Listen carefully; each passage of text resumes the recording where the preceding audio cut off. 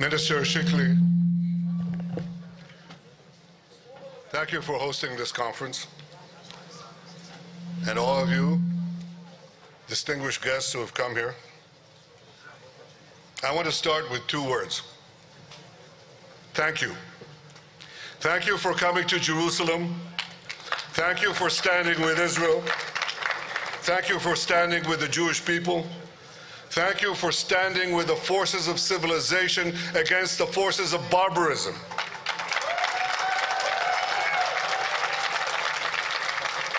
I say barbarism because anti-Semitism is a disease carried by barbarians that threaten all civilized societies. After the Holocaust, it was often said that few, if any, foresaw its horrors. This is patently not true. Herzl saw it at the turn of the 20th century. He wrote more than 30 times about the impending destruction of European Jewry. He wrote, and I quote, "The stone is rolling down the mountain slope to the bottom, the absolute bottom. Will there be devastation? Will there be confiscation? Will they expel us? Will they murder us? I anticipate all these things and more." Z'bוטינסקי, a student of Herzl, saw this clearly. In 1938, he stood in Warsaw and issued a final desperate call to his fellow Jews. He said, "You are blind, you do not see, but those who do see, save yourselves, leave now." Another person who saw it was my father, the late Professor Ben-Zion Netanyahu. He issued his own prescient warning 5 years earlier, in 1933, with the rise of Hitler. He was 23 years old, and he wrote what appears, in hindsight, to be an astonishing prophecy. I quote, "Racial anti-Semitism is inciting a global war against the existence of the Jews as a race that poisons human society. If racial anti-Semitism spreads, it will not only endanger Jewish rights, but the existence of Jewish people everywhere. In the face of the Holocaust facing the Jewish people, the Holocaust," my father wrote, "our role is to repeatedly remind the entire world what Germany is inculcating to its own sons. We can only crush racial anti-Semitism if we prove that German racism is not directed at Jews alone. We must convince others that Hitler's attacks on the Jews of Germany is an attack on human society as a whole." End quote. Perhaps the history of the 20th century and the fate of multitudes, including 6 million Jews, would have been different if more had paid heed to such warnings at the time. Today we issue a similar warning. The fate of free societies is tied to their willingness to fight the scourge of anti-Semitism. For anti-Semitism legitimizes and unleashes wanton violence against a part of human society just because of the identity of its members. Not because of anything they do, but because of who they are. And once this principle is practiced on one group, it has no limits. 80 years ago, this deadly virus destroyed a third of the Jewish people. Its virulent mutations under the Nazis claimed the lives of millions more until it was stamped out by unrelenting Allied military force. Now this hatred has reemerged. It has reemerged through its radical Islamist carriers in Yemen, Iran, Lebanon, Gaza, and elsewhere. These anti-Semites wish to destroy not only the Jewish state, they seek to destroy the forces of modernity in the Arab and Muslim world. They seek to drag it back to a primitive and violent medievalism.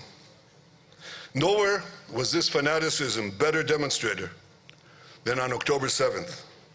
The Hamas monsters who attacked us on that day beheaded our men, raped our women, and burnt our babies. They took 251 innocent people hostage, including grandmothers, including their grandchildren. We brought back 196 of these hostages, 147 of them alive. We are determined to bring all of them home. But here's what we learned that day, for those who needed to learn it. We learned that if they could, these savage Hamas killers would murder all of us, down to the last man, woman, and child. And this hatred, as Chancellor Scholz of Germany told me, he said, they're not different from the Nazis. They're exactly the same as the Nazis. That is true. But today, the Jewish people are in a different position from where we were on the eve of the Holocaust. The Holocaust comprised of 5,000 October 7th. 5,000. The scattered and defenseless Jewish people were totally powerless to resist it. This is not the case today. Today we have a state. Today we have an army. Today we can defend ourselves. And today we do defend ourselves. Our brave soldiers, our brave, incredibly brave soldiers, rolled back the terrorist tide. They boldly fight against our would-be destroyers. For 18 months, they have fought like lions on 7 fronts.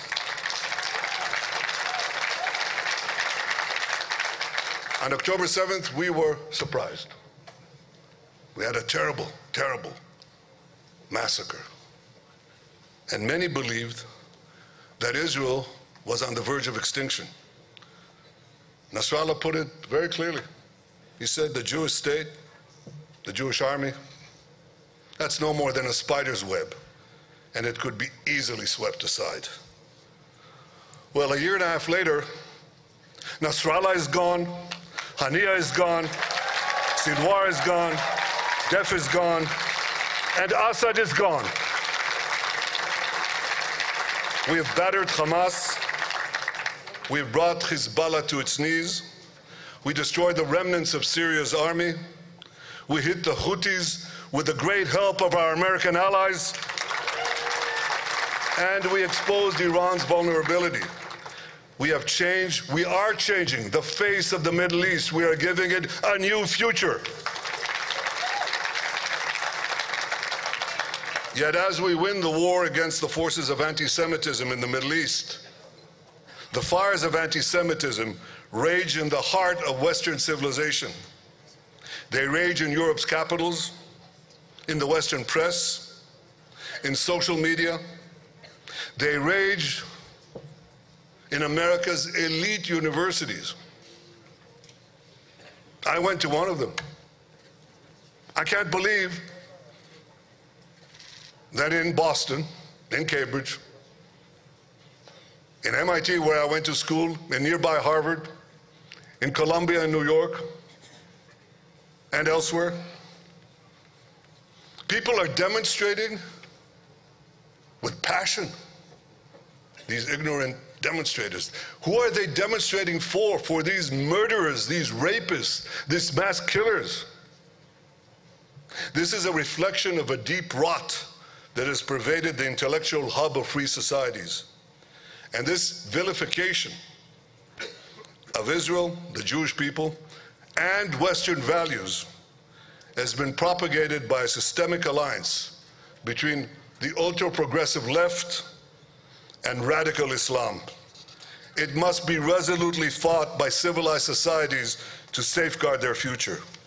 This is why we must all commend President Trump's decisive actions against anti-Semitism, and we must pressure other governments to do the same. I know that you share this resolve to fight anti-Semitism. That's why you're here. That's why I salute your coming here to Jerusalem, to express your refusal to cower before anti-Semitism. Now you have come from many lands. I welcome all those from across the political spectrum, be they from the left or from the right, who realize that anti-Semitism is intrinsically evil and that it threatens their own future. I salute you for coming to Jerusalem. And as for the Jewish people, well, many wonder why anti-Semitism has persisted from the Middle Ages down to modern times. The answer to this is complex, but it has two powerful and prominent elements. Throughout the course of their wanderings, the Jewish people suffered from a deadly duality. They were prominent, but they were also weak. And this deadly duality invited envy and aggression with horrendous consequences down the ages. The nations of the world have long been habituated to regard the Jew as a helpless victim, totally powerless before plunder, pillage, and pogrom. Well, you know from your own lives and from the lives of nations, old habits die hard. Sometimes it takes more than a generation to effect a change of perception. Our tormentors are now undergoing a change of perception. They realize a simple truth. We are no longer powerless. We are no longer weak. As Herzl predicted in 1896, the Maccabees, he said, the Maccabees will rise again. The Jews who wish for a state will have it. We shall live at last as free men on our own soil. The world will be freed by our liberty, enriched by our wealth, magnified by our greatness. And whatever we accomplish there for our own welfare will powerfully benefit all of humanity. All this has happened. Israel is a fount of innovation, of progress, which we share with all of humanity. But the most important change is this. Our soldiers are truly the modern Maccabees. We refuse to surrender to terrorism. We do not bow our head to anti-Semitism. We fight back. We do so on the battlefields of the Middle East, and with your help, we will fight anti-Semitism on the intellectual and political battlefields of the world. There is only one basic requirement for winning this war. I was recently in Washington, where I met President Trump, but I took time to meet 50 Jewish students, the leaders of tomorrow. They told me how they were being harassed on campus, violently harassed. One student told me that he was facing the dean of the university, who invited one of the Hamas killers to give a lecture in an elite American university. And I said, well, what are you doing about it? He said, I'm suing him. I said, good for you. This is exactly what you should be doing. Do not apologize. Do not bow your head. Stand strong. Stand together. And I say this to all of you. Thank you for your clarity.